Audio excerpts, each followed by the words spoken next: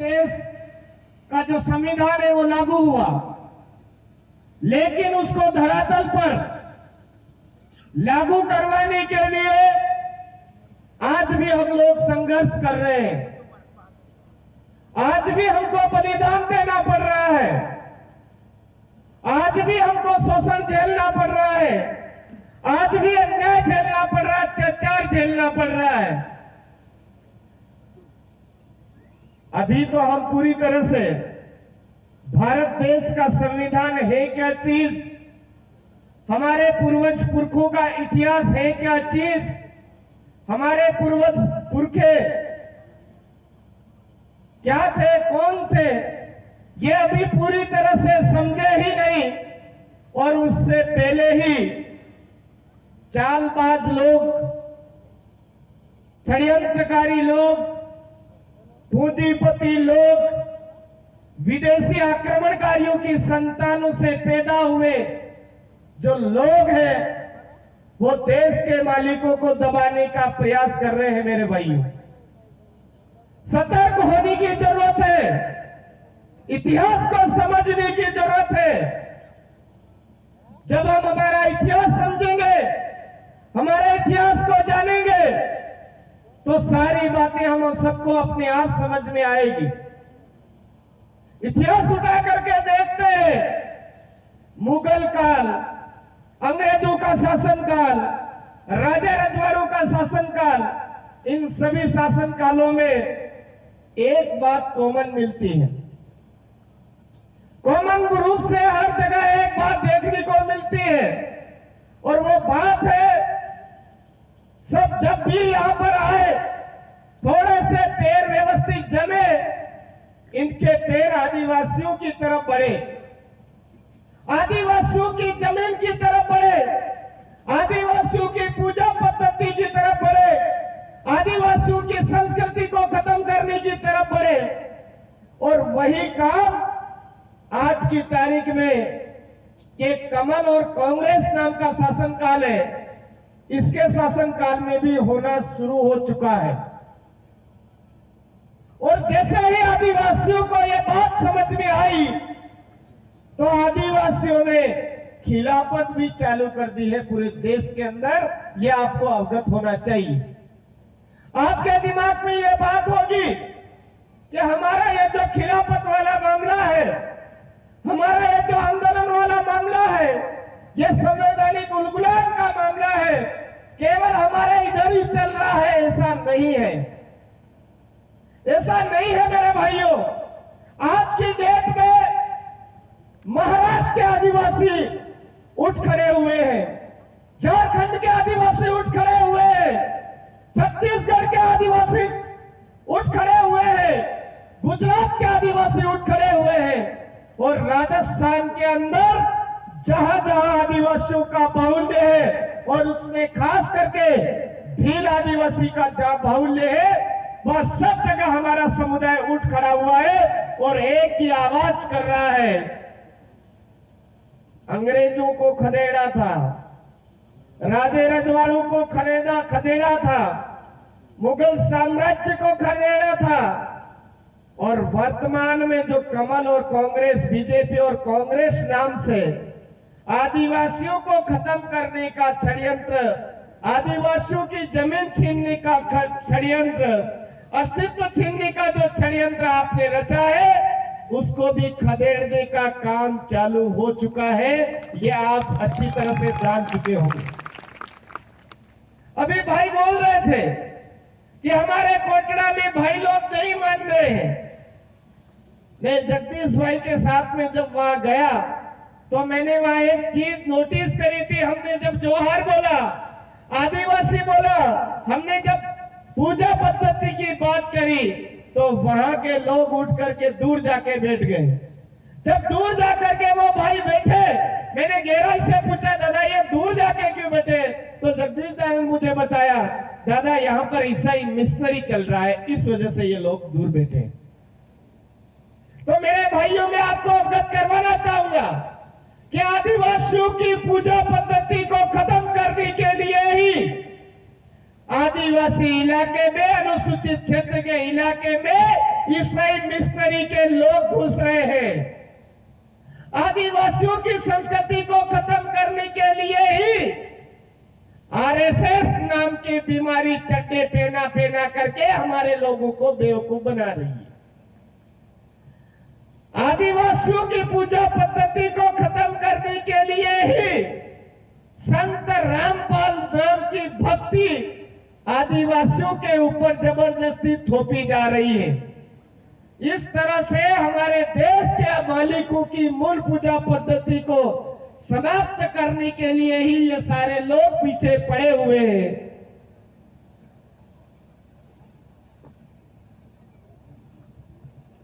और इसी पूजा पद्धति को खत्म इसलिए करना चाहते हैं क्योंकि हमारी पूजा पद्धति ही हमारे समुदाय का सबसे बड़ा पावर है। मेरे साथियों, ये हम सबको समझना होगा।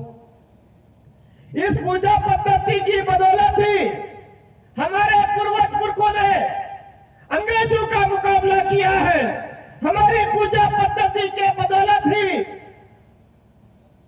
राजा रजवाड़ों का मुकाबला किया है और हमारी पूजा पद्धति की शक्ति की बदौलत ही मुगल साम्राज्य का खात्मा किया है। मेरे साथियों, इसलिए हमारी अपनी जो पूजा पद्धति है, ये जो हरा नेजा, ये हमारा लाल नेजा, ये हमारा जो सफेद नेजा, ये हमारी पूजा पद्धति की ओरिजिनल निशानी है।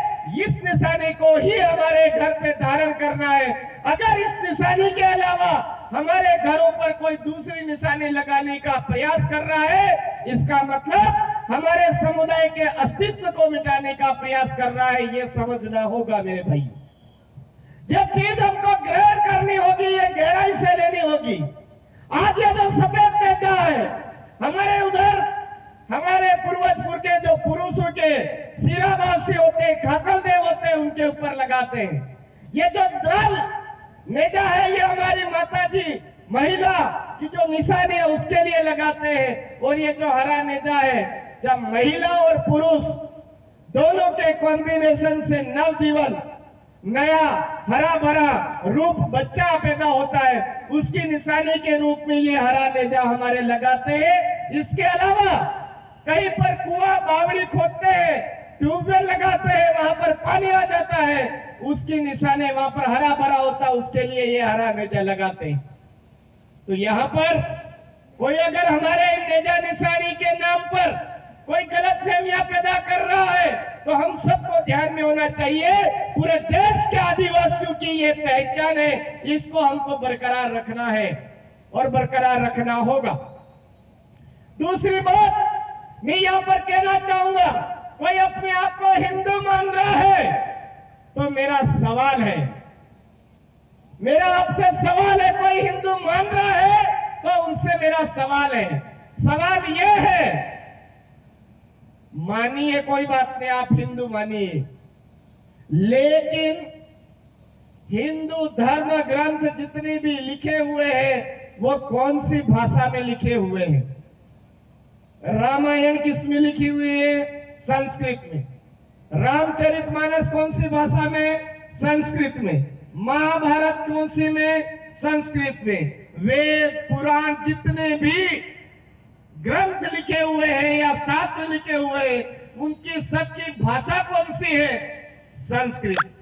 अब यहाँ पर आप पंडाल में हजारों की संख्या में बैठे हो, आप जहां पर ये जितने भी भाई यहाँ बैठे हैं, इनमें से कितने के दादाजी या परदादाजी संस्कृत बोलना जानते हैं? कोई एक जना हाथ खड़ा करके बता दे कि हमारे दादा परदादा और हमारे घर में जितने भी बड़े लोग हैं वो संस्कृत बोलना जानते थे और अभी जानते हैं। ऐसे कितनी जनी है? कोई है भाई? इधर भाई, किसी के कोई संस्कृत बोलते हैं घर में? जब हमारे घर परिवार में हमारे दादा परदादा, जब हमारे पूर्वज कुल के संस्कृत नहीं बोलते हैं तो संस्कृत में लिखे हुए धर्म ग्रंथ हमारे कैसे हो सकते हैं? मेरे भाइयों, यह समझने का प्रयास कीजिए, कैसे हो सकते हैं हमारे वो धर्म ग्रंथ? दूसरा मैं कहना चाहूंगा, कुरान कौन सी भाषा में लिखी हुई है? अरबी, फारसी, अलग अलग भाषा में लिखी हुई है। क्या हमारे दादा परदादा अरबी फारसी बोलना जानते हैं? नहीं जानते हैं। तो फिर वो धर्म ग्रंथ हमारे कैसे हुए? कोई ईसाई बन गए हैं, कन्वर्ट हो गए हैं। जब हम बोलते हैं कि भाई ईसाई क्यों बने हो, तो हमारे तो खाने के लाले पड़ रहे थे, हमारे तो पढ़ाई का मामला डिस्टर्ब था, हमारा ये था, कभी वो था, ऐसा बेवकूफ बना के हमको ये बोलते हैं कि हमको करना ही पड़ेगा। अरे मेरे भाइयों, हमारे पूर्वज पुरखों का इतिहास पढ़िए। क्या हमारे बाप दादा, क्या हमारे पूर्वज पुरखे इस तरह की गुलामी के लिए हमारी पूजा पद्धति छोड़ दी थी क्या? नहीं छोड़ी थी। हमारी पूजा, अपनी पूजा पद्धति नहीं छोड़ी। आज बाइबल हिब्रू भाषा में लिखी हुई है, हमारे बाप दादा हिब्रू भाषा नहीं बोलते थे, उसके बावजूद हम उसको ग्रहण कर रहे हैं। क्यों भाई? ओरिजिनल बात यह है, जबरदस्ती आदिवासियों को हिंदू बनाने के पीछे विदेशी आक्रमणकारियों की संतानों का यह षड्यंत्र है कि आदिवासियों के ऊपर हिंदू विवाह अधिनियम लागू करवाना, हिंदू उत्तराधिकार अधिनियम लागू करवाना, मुस्लिम भाइयों का मुस्लिम एक्ट लागू करवाना, और जो ईसाई भाई है उनका है ईसाई एक्ट लागू करवाना। जिस दिन ये हिंदू एक्ट, मुस्लिम एक्ट, ईसाई एक्ट, ये सारे एक्ट के दायरे में आदिवासी समाज आ जाएगा, उस दिन देश का मालिक नहीं कहलाएगा। ये षड्यंत्र वो लोग कर रहे हैं और हमको समझना होगा। आज आदिवासी समुदाय के ऊपर जबरदस्ती आईपीसी थोपी जा रही है। वो इसीलिए थोपी जा रही है क्योंकि हमारे प्रमाण पत्रों में कहीं पर हिंदू लिखा हुआ, कोई ईसाई लिख रहा, कोई क्या लिख रहा है, इसलिए वो धर्म कोड हमारे ऊपर लागू हो रहे हैं। वो आईपीसी हमारे ऊपर लागू हो रही, इंडियन पेनल कोड, भारतीय दंड संहिता हमारे ऊपर लागू हो रही। हमारे अधिकतर साथियों के मुंह से ये सुना होगा कि आदिवासियों के ऊपर आईपीसी नहीं लागू होती है बिना ग्राम सभा की परमिशन के। ये बात सच है मेरे भाइयों, लेकिन आज की डेट में हमारे हाथ काट लिए और आदिवासियों का धर्म कॉलम खत्म कर लिया। इसलिए आदिवासी परिवार बोल रहा है कि देश के मालिकों के लिए, जनगणना के लिए एक धर्म कॉलम होना चाहिए।